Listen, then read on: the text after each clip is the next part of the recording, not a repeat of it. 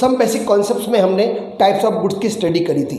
अब हम अगले पड़ाव पर चलते हैं अपनी नेशनल इनकम कैलकुलेशन में, नेशनल इनकम के मेजरमेंट में। तो यहाँ पर अब हम बात करेंगे बेटा कि नेशनल इनकम के मेजरमेंट में इंपॉर्टेंट आइटम्स कौन कौन से यूज होंगे, इंपॉर्टेंट वर्ड कौन कौन से यूज होंगे। तो हमारा टॉपिक आज का बेटा important item use in the measurement of national income. सबसे पहले हम चलते बेटा डोमेस्टिक टेरिटरी।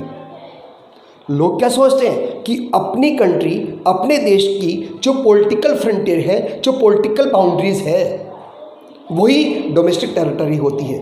नहीं बेटा, पॉलिटिकल फ्रंटियर, पॉलिटिकल बाउंड्री से ज़्यादा वाइडर होती कौन? Domestic territory. डोमेस्टिक टेरिटरी का मतलब होता है बेटा कि अपनी जो गवर्नमेंट है, अपना जो एडमिनिस्ट्रेशन है, वो उस पूरे एरिया में फ्रीली काम कर सकता है, जहाँ पर पर्सन, गुड्स और कैपिटल, पर्सन, गुड्स और कैपिटल फ्रीली क्या हो सकती है? सर्कुलेट हो सकती है। वो सारा एरिया हमारा कौन सा एरिया कहलाएगा बेटा? डोमेस्टिक टेरिटरी कहलाएगी। यानी domestic territory is the geographical territory. Domestic territory is the geographical territory administered by a government within where person, goods and capital circulate freely. जहाँ पर वो सारा एरिया इंक्लूड होगा किसमें? डोमेस्टिक टेरिटरी में, जहाँ पर हमारे पर्सन्स, गुड्स और कैपिटल फ्रीली सर्कुलेट हो सकती है। लोग सोचते हैं कि पॉलिटिकल बाउंड्री, अपनी कंट्री की जो पॉलिटिकल बाउंड्री है वही अपने देश की क्या? Domestic territory. नहीं बेटा, पॉलिटिकल फ्रंटियर, पॉलिटिकल बाउंड्री के साथ साथ territorial water and air space भी उसमें क्या होता है? इंक्लूड होता है। यानी पॉलिटिकल बाउंड्री के साथ साथ जहाँ तक हमारे शिप जाते हैं, एरोप्लेन जहाँ तक जाते हैं, वो सारा एरिया भी किसमें इंक्लूड होगा बेटा? डोमेस्टिक टेरिटरी में। इसलिए मैंने लिखा बेटा कि domestic territory is wider than the political boundary. यानी डोमेस्टिक टेरिटरी जो है वो वाइडर होती, किससे? ज़्यादा विस्तृत होती है, एक्सपांड होती है, किससे? पॉलिटिकल बाउंड्री से। क्योंकि इसमें डोमेस्टिक टेरिटरी में पॉलिटिकल बाउंड्री फ्रंटियर के साथ साथ territorial water and air space भी इंक्लूड होता है। जैसे फॉर एग्जांपल अगर बात करें, शिप्स और एयरक्राफ्ट, जितने भी शिप्स हैं और जितने भी एयरक्राफ्ट्स हैं जिसमें एरोप्लेन वगैरह, बाय द रेजिडेंट बिटवीन 2 और मोर कंट्रीज में, यानी अपनी कंट्री के शिप और एरोप्लेन्स वगैरह अदर कंट्री में मूव कर रहे हैं, आ रहे जा रहे हैं, तो वो भी अपनी डोमेस्टिक टेरिटरी का क्या होगा? पार्ट्स होगा। जब मैंने लिखा जैसे फॉर एग्जांपल अपने इंडियन शिप जो है वो मूविंग कर रहा है बिटवीन यूके और चाइना, यानी इंडियन शिप्स जितने भी हैं वो मूव हो रहे हैं बिटवीन यूके और चाइना। इसका मतलब मूव कौन कर रहा है बेटा? फ्रीली मूव कौन कर रहा है? इंडियन शिप्स कर रही है। इसका यूके और चाइना में, इसका मतलब ये part of the domestic territory of India. इसी तरह से अपने एरोप्लेन्स ऑपरेट हो रहे हैं by air India, air India के द्वारा between USA and Japan, USA और जापान की ओर जा रहे हैं, आ रहे हैं, ये सारे और all part of the domestic territory of India. यानी पहली बात याद रखें कि डोमेस्टिक टेरिटरी एक ऐसी इकोनॉमिक टेरिटरी होती है, ऐसा ज्योग्राफिकल टेरिटरी होती है जहाँ पर अपनी गवर्नमेंट का एडमिनिस्ट्रेशन होता है, जहाँ पर पर्सन, गुड्स और कैपिटल फ्रीली सर्कुलेट हो सकती है, जिसमें हम इंक्लूड करते पॉलिटिकल फ्रंटियर के साथ साथ territorial water and air space भी। यानी हमारी कंट्री के शिप्स अगर अदर कंट्री में मूव कर रहे हैं, हमारे कंट्री के एरोप्लेन्स अदर कंट्री में मूव कर रहे हैं, और all part of the domestic territory of India. इसी तरह से fishing vessels, oil refinery, natural gas region जो operate by the resident of country, अपनी कंट्री के द्वारा कोई फिशिंग वेसल्स, ऑयल रिफाइनरियाँ, नेचुरल गैस रीजन ऑपरेट किए जा रहे हैं इंटरनेशनल वाटर में, अदर कंट्री में भी अपनी कंट्री के द्वारा ऑपरेट किए जा रहे हैं। इसका मतलब वो as a part of domestic territory of India, यानी अपनी इंडिया की डोमेस्टिक टेरिटरी का क्या होगा? पार्ट होगा। इसी तरह से देखिए कि अदर कंट्री में अपनी एम्बेसियाँ हैं, मिलिट्रीज हैं, वो सारे भी अपनी डोमेस्टिक टेरिटरी का ही क्या होगा? पार्ट होगा, क्योंकि वहाँ पर अपन फ्रीली होकर क्या कर सकते हैं? वर्क कर सकते हैं। यानी अगर हम बात करें कि अपनी इंडियन एम्बेसी यूएसए में है, वॉशिंगटन में है, इसका मतलब वो इंडियन एम्बेसी जो वॉशिंगटन में है वो भी अपनी डोमेस्टिक टेरिटरी का क्या होगा? पार्ट होगा। तो यहाँ ध्यान दें बेटा, fishing vessels, oil and natural gas regions operate by a resident of a country in the international water as a part of domestic territory of India. इसी तरह से embassy, military of the country, अपनी country की embassy और military located in other country में located है as a part of domestic territory of India, वो अपनी डोमेस्टिक टेरिटरी का क्या होगा, पार्ट होगा। यानी इंडियन एम्बेसी इन वॉशिंगटन, अपनी इंडियन एम्बेसी कहाँ पर है, वॉशिंगटन में है, तो वो डोमेस्टिक टेरिटरी ऑफ क्या होगा, कंट्री, अपनी कंट्री की डोमेस्टिक टेरिटरी के अंदर आएगा। लेकिन अपनी इंडिया के वो पार्ट जहाँ पर अपनी गवर्नमेंट फ्रीली अपने पर्सन को, अपनी गुड्स को और अपनी कैपिटल को सर्कुलेट नहीं कर सकती है, फ्रीली इंजॉय नहीं कर सकती है, वो अपनी, चाहे अपनी डोमेस्टिक टेरिटरी में आते हो या पॉलिटिकल फ्रंटियर में आते हो, वो अपनी डोमेस्टिक टेरिटरी का पार्ट नहीं होगा। जैसे फॉर एग्जांपल यूएसए की एम्बेसी अपनी इंडिया में सिचुएटेड है, तो वहाँ पर अपनी गवर्नमेंट फ्रीली वर्क नहीं कर सकती है, इसका मतलब वो अपनी इंडिया की डोमेस्टिक टेरिटरी का पार्ट नहीं होगा। तो those part of political frontier of a country, अपनी कंट्री का वो पॉलिटिकल पार्ट, वो फ्रंटियर में वो part where government of that country does not enjoy the about freedom, free होकर वर्क नहीं कर सकती है। जैसे US embassy in India, US की एम्बेसी अपनी इंडिया में है, is a part of economic territory of a USA, वो यूएसए की टेरिटरी का क्या होगी बेटा, पार्ट होगी। तो इस तरह से हम इसको, मैंने डोमेस्टिक टेरिटरी वर्ड क्यों समझाया, क्योंकि जो अपनी डोमेस्टिक टेरिटरी में इंक्लूड होंगे वो अपनी जीडीपी में, अपनी ग्रोस डोमेस्टिक इनकम में, अपनी इनकम का क्या होगा, पार्ट होगा, अपने एक्सपेंडिचर का पार्ट होगा। जो अपनी डोमेस्टिक टेरिटरी में नहीं आते हैं वो अपनी इनकम का पार्ट नहीं होगी। ये बहुत ही इम्पोर्टेंट इम्प्लीकेशन है बेटा, याद रखना कि अपने यहाँ पर हम दो तरह की इनकम पढ़ेंगे, एक डोमेस्टिक इनकम और एक नेशनल इनकम। तो डोमेस्टिक इनकम में उसी इनकम को हम इंक्लूड करेंगे जो डोमेस्टिक टेरिटरी के अंदर आती है, as a part of domestic territory of India. जो अपनी डोमेस्टिक टेरिटरी के अंदर नहीं आती है उस इनकम के पार्ट को हम डोमेस्टिक इनकम में इंक्लूड नहीं करेंगे। कुछ एग्जांपल्स के माध्यम से समझेंगे कि कौन डोमेस्टिक टेरिटरी में इंक्लूडेड है और कौन डोमेस्टिक टेरिटरी में इंक्लूड नहीं है। तो मैंने पॉइंट लिया बेटा, what does domestic territory included. तो नंबर 1, पहला, किसी भी कंट्री की पॉलिटिकल फ्रंटियर, उसके साथ वाटर एरिया जितना भी है, एयर स्पेस एरिया है, जहाँ पर उस कंट्री की गवर्नमेंट फ्रीली वर्क कर सकती है, फ्रीली वहाँ के पर्सन, वहाँ की गुड्स और कैपिटल सर्कुलेट हो सकती है, वो सारा एरिया डोमेस्टिक टेरिटरी एरिया में क्या उनका इंक्लूड होगा।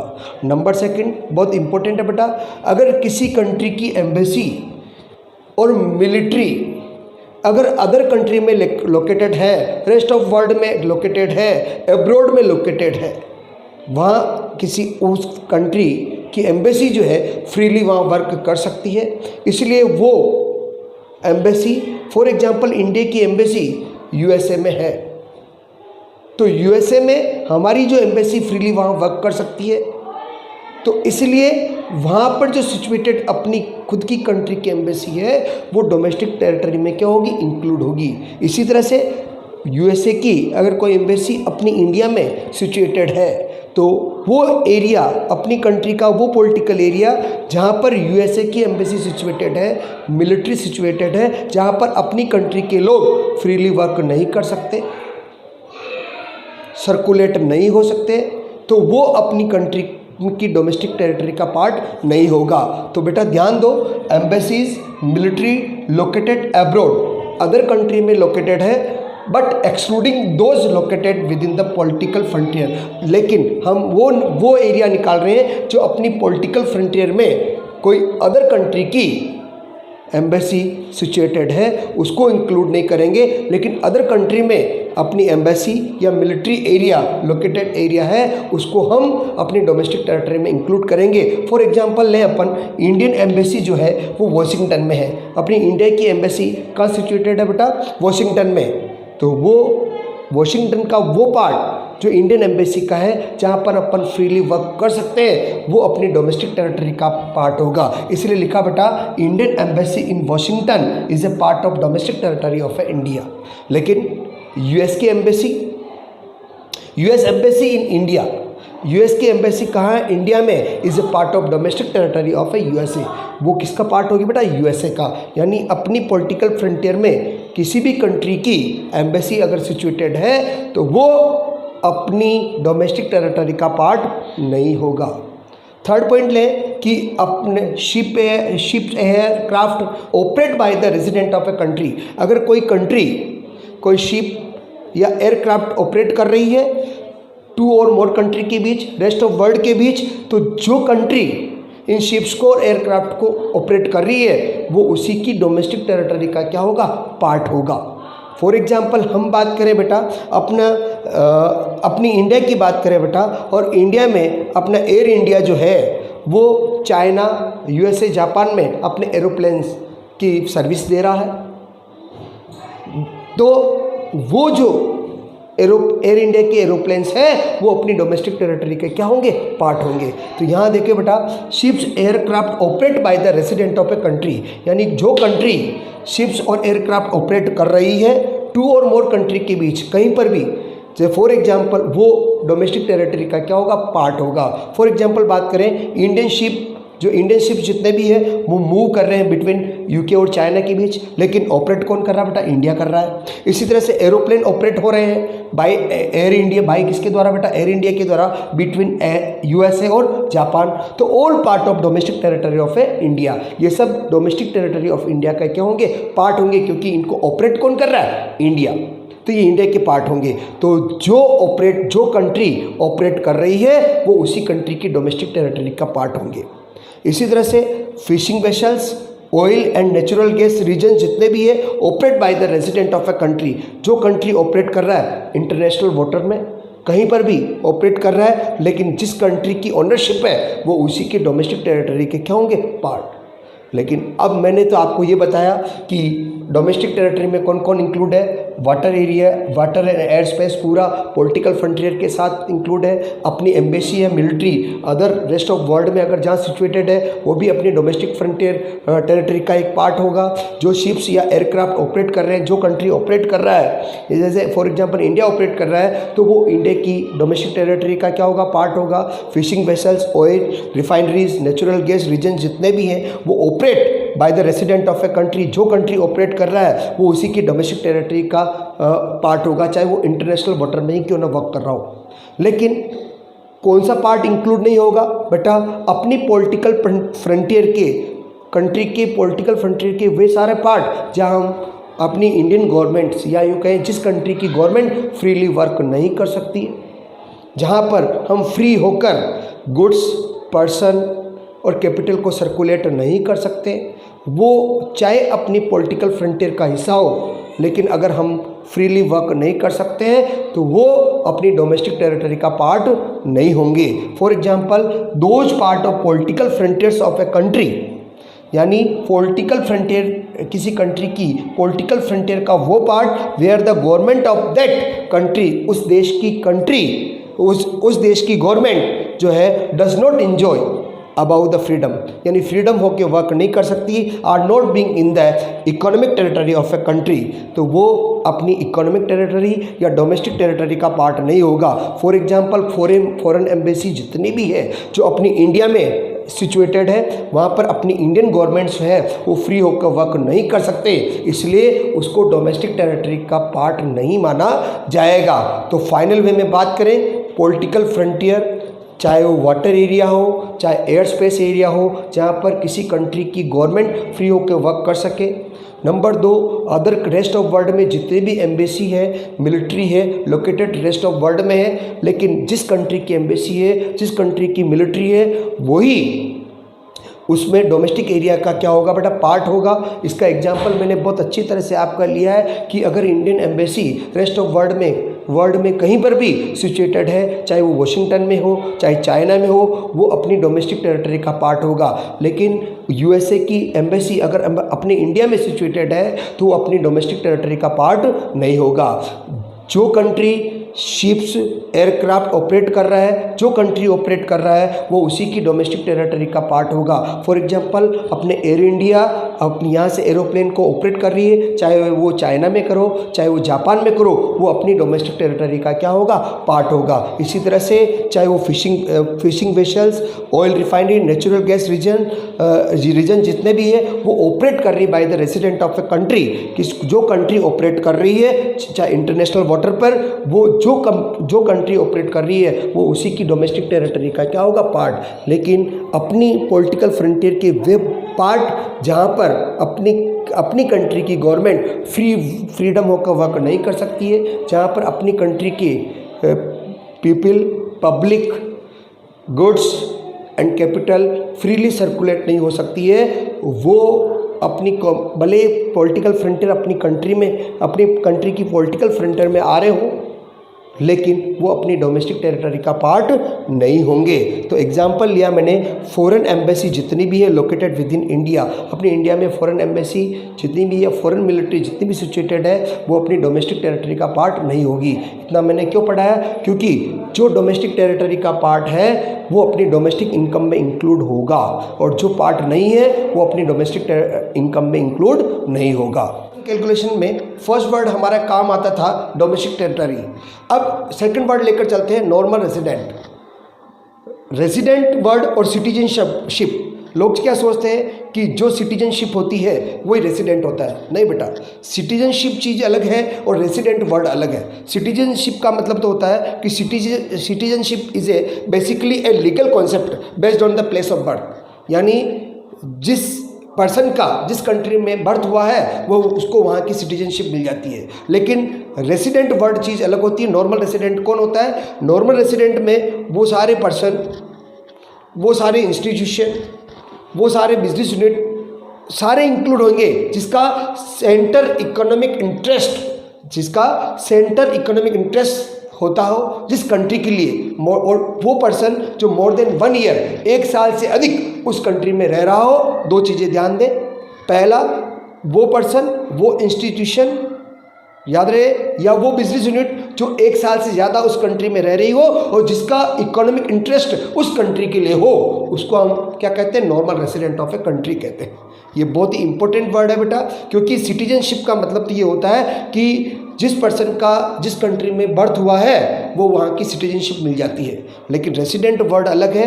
रेसिडेंट में 2 चीज़ें इंपॉर्टेंट याद रखें कि रेसिडेंट उसी को माना जाएगा जो कोई भी पर्सन हो, कोई भी गवर्नमेंट हो बेटा, कोई भी बिजनेस यूनिट हो, कोई एजेंसी हो, जिसका इकोनॉमिक इंटरेस्ट उस कंट्री के लिए हो जहाँ पर वो रह रहा है, एक। और नंबर 2, मोर देन 1 ईयर, यानी during a period of 1 year, 1 साल और या 1 साल से ज़्यादा अगर उस कंट्री में रहकर इकोनॉमिक एक्टिविटीज़ कर रहा है और उसका इकोनॉमिक इंटरेस्ट उस कंट्री के लिए है, तो उस कंट्री के लिए वह पर्सन, वह इंस्टीट्यूशन वहाँ का normal resident of a country कहलाएगा।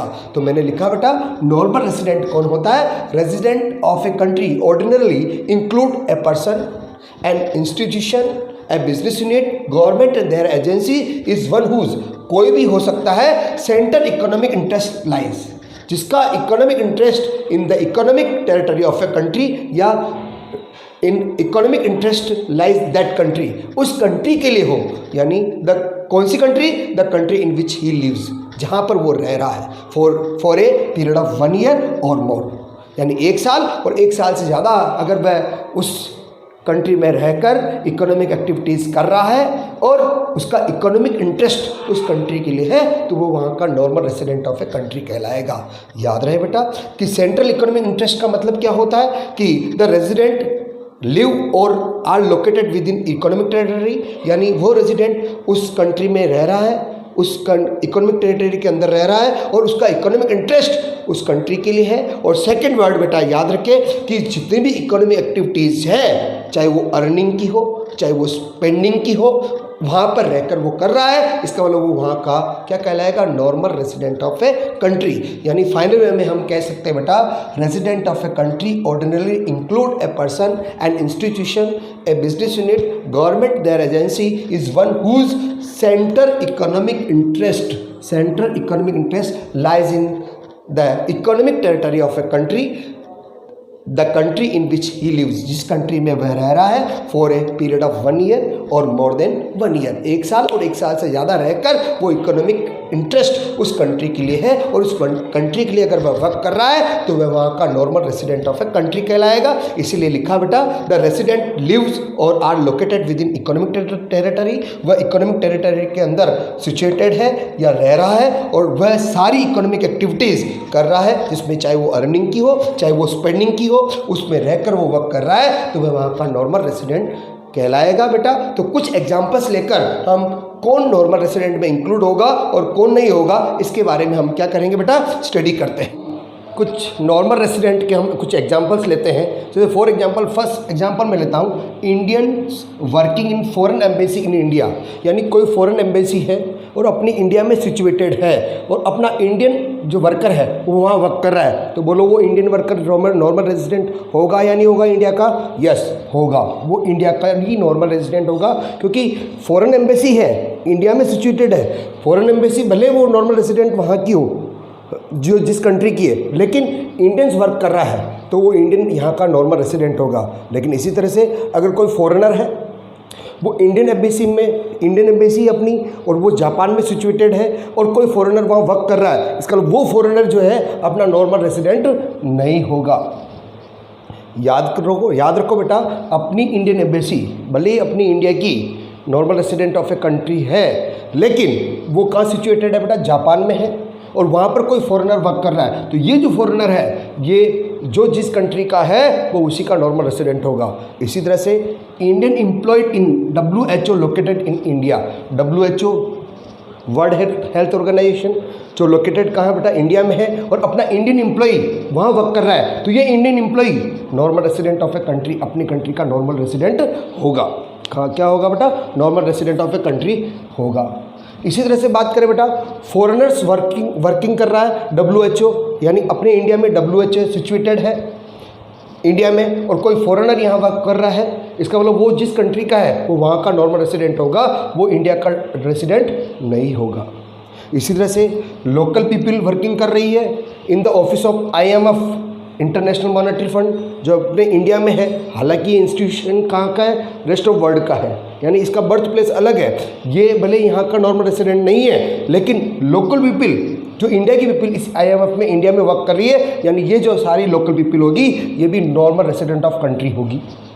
इसी तरह से कोई German working as a director के रूप में ऑफिस में IMF में अपने इंडिया में कोई फॉरेनर डायरेक्टर के रूप में वर्क कर रहा है, तो वो जहाँ का है वो वहीं का होगा, ये अपने इंडिया का नॉर्मल रेसिडेंट नहीं होगा। वापस बोल रहा हूँ बेटा कि IMF लोकेटेड कहाँ है? अपने इंडिया में, इंटरनेशनल मॉनेटरी फंड है, इसमें कोई ऑफिसर डायरेक्टर है जो रेस्ट ऑफ वर्ल्ड का है, दूसरे देश का है, वो वर्क कर रहा है, वो अपने यहाँ का normal resident of a country नहीं होगा। इसी तरह से जितने भी एम्बेसडर्स हैं इंडिया के हैं और वो रेस्ट ऑफ वर्ल्ड में कहीं भी काम कर रहे हैं, जितने भी इंडिया के एम्बेसडर्स हैं जो रेस्ट ऑफ वर्ल्ड में इंडिया के एम्बेसडर हैं और रेस्ट ऑफ वर्ल्ड में कहीं भी वर्क कर रहे हैं, इसका मतलब वो कहाँ के? Normal resident of a country कहाँ के? इंडिया के होंगे। लेकिन इसी तरह से रेस्ट ऑफ वर्ल्ड के जितने भी, रेस्ट ऑफ वर्ल्ड का मतलब दूसरे देशों के जितने भी एम्बेसडर्स अगर अपने इंडिया में वर्क कर रहे हैं तो वो अपने यहाँ के नॉर्मल रेसिडेंट ऑफ कंट्री नहीं होंगे। तो मैंने यहाँ लिखा ambassador for India in the rest of world, India का एम्बेसडर यस अपना नॉर्मल रेसिडेंट होगा। एम्बेसडर इन इंडिया, इंडिया में कोई एम्बेसडर है from the rest of world के, वो अपने normal resident of a country नहीं होंगे। लेकिन फॉरेन सिटीजन जितने भी हैं, सिटीजनशिप कहाँ की है बेटा? फॉरेन की है, दूसरे देशों की है, लेकिन अपने इंडिया में रह रहे हैं, इंडिया के लिए वर्क कर रहे हैं, इकोनॉमिक इंटरेस्ट अपने इंडिया का है और मोर देन 1 ईयर रह रहे हैं, इसका मतलब वो normal resident of a country अपने इंडिया के होंगे। किसको छोड़कर? अगर कोई स्टूडेंट है, कोई मेडिकल ट्रीटमेंट के लिए यहाँ आया है, वो 1 साल से ज़्यादा रहा, लेकिन उसका कोई इकोनॉमिक इंटरेस्ट नहीं है, इसका मतलब वो अपने इंडिया का normal resident of a country नहीं होगा। लेकिन बेटा याद रखें, कोई भी जिसको फॉरेन सिटीजनशिप मिली हुई है लेकिन अपने इंडिया में रह रहा है, 1 साल से ज़्यादा रह रहा है और उसका इकोनॉमिक इंटरेस्ट इंडिया के लिए है, इसका मतलब वो normal resident of a country होगा। इसी तरह से कोई फॉरेन टेक्निकल एक्सपर्ट्स आया, अपने इंडिया में आया, लेकिन वो 1 साल से कम रह रहा है, पीरियड ऑफ लेस 1 ईयर, यानी 1 साल से कम आता है और रहता है, तो वो अपने इंडिया का normal resident of a country नहीं होगा। इसी तरह से एक बहुत ही इम्पोर्टेंट बात बेटा कि 2 बॉर्डर है, ये इंडिया है, ये पाकिस्तान है। इंडिया का कोई पर्सन पाकिस्तान में जाकर वर्क कर रहा है और रोज़ वापस घर आ रहा है। बहुत अच्छा क्वेश्चन है बेटा। इंडिया और पाकिस्तान बॉर्डर है, इंडिया का वर्कर पाकिस्तान जा रहा है, वर्क यहाँ कर रहा है और वापस घर पे आ रहा है, तो वो कहाँ का नॉर्मल रेसिडेंट होगा? वो इंडिया का होगा, जहाँ पर वह रह रहा है, जहाँ पर वह रह रहा है, जहाँ वर्किंग कर रहा नहीं, जहाँ पर, क्योंकि वो उसका इकोनॉमिक इंटरेस्ट किसके लिए है? इंडिया के लिए। तो इंपॉर्टेंट लाइन देखो बेटा, बॉर्डर वर्कर और person who cross the border between two countries, दो कंट्री के बीच में डेली कर रहा है, in order to work in one country, काम एक कंट्री में कर रहा है, are the resident of the country in which they live, वह वहाँ कहाँ का होगा? जहाँ पर वह रह रहा है, वह वहीं का normal resident of a country. इसलिए तो आज अपने यहाँ से भी बहुत सारे लोग चित्तौड़ या अदर डिस्ट्रिक्ट में वर्क करने जाते हैं और रोज़ डेली अपने घर आते हैं, है ना, डेली अपने घर आ रहे हैं, तो जो जहाँ रह रहा है वह वहीं का क्या होगा? Normal resident of a country होगा। तो हम लास्ट वे में, कंक्लूजन वे में हम कह सकते हैं बेटा कि अगर अपने यहाँ का कोई इंस्टीट्यूशन है ना, कोई इंडिविजुअल पर्सन है और यहाँ की सिटीजनशिप है, यहाँ का बर्थ प्लेस है, वो यहाँ का normal resident of a country होगा। दूसरे देशों का सिटीजनशिप हो लेकिन अपने यहाँ पर आ रहा है और एक साल से ज़्यादा यहाँ रह रहा है और वर्क कर रहा है और इसका इकोनॉमिक इंटरेस्ट उसी कंट्री के लिए, दैट कंट्री के लिए है, तो वह वहाँ का normal resident of a country होगा। इसी तरह से अपन बात कर रहे हैं कि दो बॉर्डर पर क्रॉस हो रहा है और वर्क वह अदर कंट्री में कर रहा है और रह रहा अलग कंट्री में, तो जहाँ वो रह रहा है वो उसी कंट्री का क्या होगा? Normal resident of a country होगा। कोई फॉरेनर आता है, एक साल से ज़्यादा रहता है स्टूडेंट और मेडिकल ट्रीटमेंट को छोड़कर, है ना, और उसका इकोनॉमिक इंटरेस्ट यहाँ का है, तो normal resident of a country कहाँ का होगा? जो जहाँ रह रहा है वो वहीं का होगा। लेकिन कौन normal resident of a country नहीं हो सकते हैं? अगर कोई फॉरेनर अपने यहाँ आता है और ट्रेवलिंग करता है, हॉलीडे मनाने आता है, मेडिकल ट्रीटमेंट के लिए आता है, स्टडी के लिए आता है, कॉन्फ्रेंस के लिए आता है, स्पोर्ट्स के लिए आता है ना, तो वो अपने यहाँ का normal resident of a country नहीं होगा। इनकम के कॉन्सेप्ट में फर्स्ट पॉइंट हमने पढ़ा था कि डोमेस्टिक टेरिटरी क्या होती है। सेकंड पॉइंट हमने लिया था कि normal resident of a country क्या होता है। थर्ड पॉइंट हम लेकर चलते हैं बेटा, फैक्टर इनकम और ट्रांसफ़र इनकम क्या होती है। फैक्टर इनकम और ट्रांसफ़र इनकम क्या होती है? पहली बात मैं आपको ये बता दूं बेटा कि factor house hold sector provide कराता है।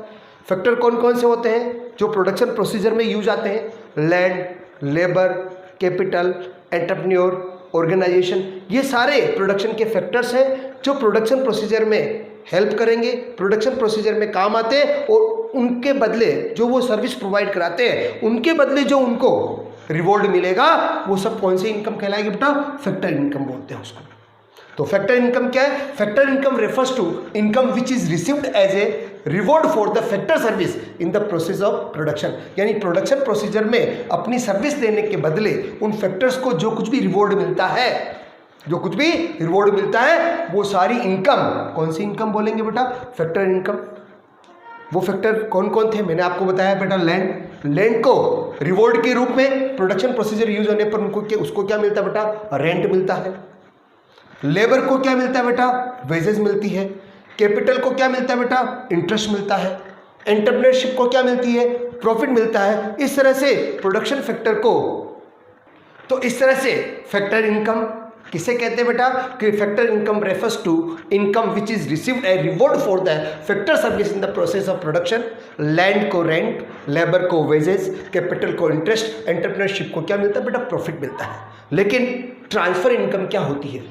जस्ट इसका वाइस वर्सा कर लो, किसी भी फैक्टर को उसकी सर्विस के बदले उसको रिवॉर्ड नहीं मिलता है। प्रोडक्शन प्रोसीजर में उसका यूज हो रहा है लेकिन उसके बदले नहीं मिल रहा है, उसको कुछ हेल्प मिल रही है, उसको कुछ ग्रांट मिल रही है। तो मैंने लिखा बेटा, transfer income refers to income which is not received as a reward for service. उसके सर्विस के बदले उसको कोई रिवॉर्ड नहीं मिलता है। याद रहे बेटा, यानी ये वन साइडेड पेमेंट है, यूनिलेटरल पेमेंट है बेटा।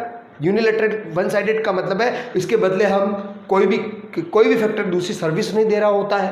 तो फॉर एग्जांपल क्या है? जैसे गिफ्ट इन कैश, आपको गिफ्ट मिला, उसके बदले आपने उसको कोई सर्विस नहीं दी। इसी तरह से ओल्ड एज पेंशन, इसी तरह स्कॉलरशिप और स्टूडेंट को जो स्कॉलरशिप मिलती है, अनएम्प्लॉयमेंट अलाउंस मिलता है। तो ट्रांसफर इनकम क्या होती है? Transfer income refers to income which is not received as a reward for the service, यानी वो इनकम जो सर्विस के बदले उसको रिवॉर्ड के रूप में नहीं मिलेगी। ये वन साइडेड पेमेंट होता है, gift in cash, old age pension, scholarship to student, unemployment allowance. तो मैं कुछ यहाँ एग्जांपल्स लेता हूँ जो कौन फैक्टर इनकम है, कौन फैक्टर इनकम नहीं है। फॉर एग्जांपल, एम्प्लॉय है, एम्प्लॉय को बोनस मिला, बोनस कंपनी में वर्क करने के बदले उससे अच्छा वर्क किया इसलिए उसको रिवॉर्ड मिला, इसका मतलब वो क्या है बेटा? सर्विस फैक्टर है, यानी सर्विस के बदले उसको रिवॉर्ड मिला, इसका मतलब ये कौन सी इनकम होगी? Factor income.